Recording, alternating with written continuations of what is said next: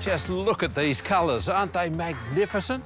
Just imagine if you could design your own flowers, the colour, the shape and the form to suit your garden. Well, that's exactly what's happening here.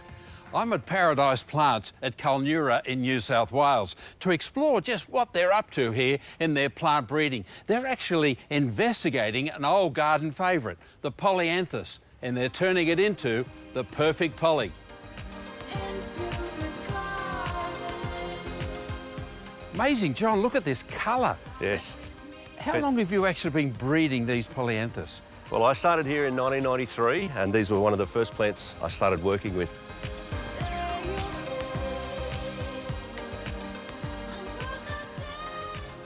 And of course, you were working with the master himself, Bob Cherry. Yep. Now, Bob, what was it, 40 years Bob had been working on not only these, but a whole range of plants? That's correct, yep. Yeah, incredible, isn't it? His first love is camellias, as you know, Yeah. but he loves his potted colour and he loves his colour in the garden, and pollies were one of his favourites. Now, he shot through, left the mainland, Did a runner, yeah. gone to Tassie,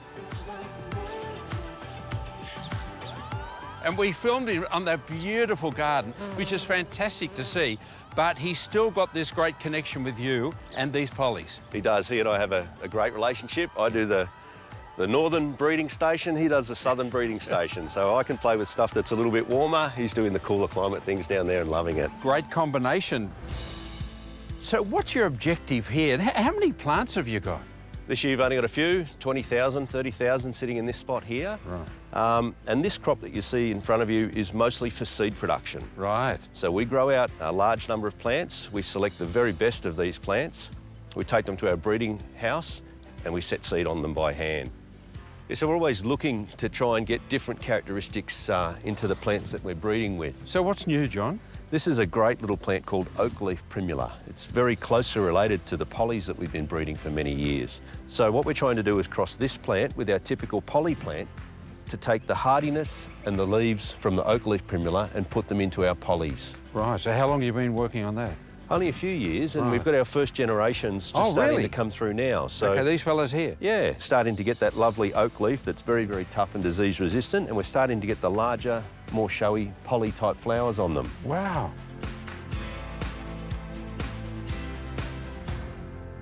Interestingly, more than half the species of Polyanthus actually come from the Himalayas. So as a result, they've been bred to be grown and are very popular in gardens through the cooler climates, right up to alpine regions around the world.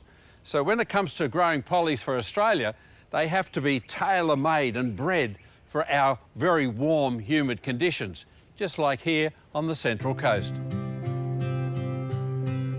So what are we up to here, Katie? What are you trying to get? So I'll show you how we actually do the pollination now.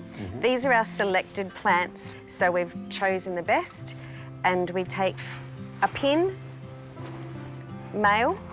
Oh, male, okay. Yep, and a Male. thrum is the female.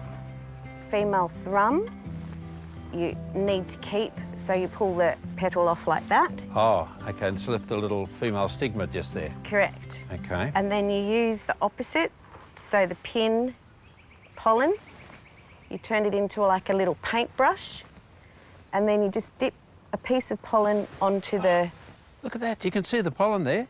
It's a great job, but... It is, I yeah, love it. Yeah, it's... We're actually being bees. Yeah, you are, yeah, you're a little human bee buzzing around.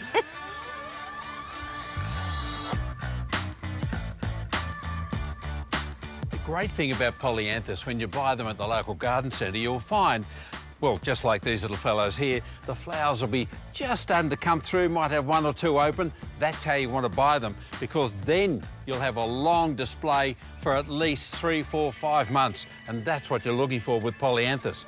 And then you can choose the ones that you want, like this beautiful stripy fella there, and just basically pop it straight in. Now, the thing you'll notice is that it should be just a little bit proud up off the top of the pot, because you don't want the crown rotting.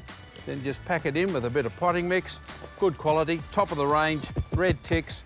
It's already got some fertiliser in there, which is going to keep your plant going for quite a few months.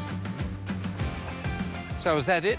No, to keep them really growing well, I reckon putting them onto a saucer is the way to go. Terracotta saucer, or just a saucer out of the kitchen, and then you can add the water into the saucer because the pot and the plant and the soil will draw that moisture up. When you start sort of splashing around water on the top, it can add to your problems and you start to get fungi and you don't need to. Pollies, they're just an absolute perfection during winter.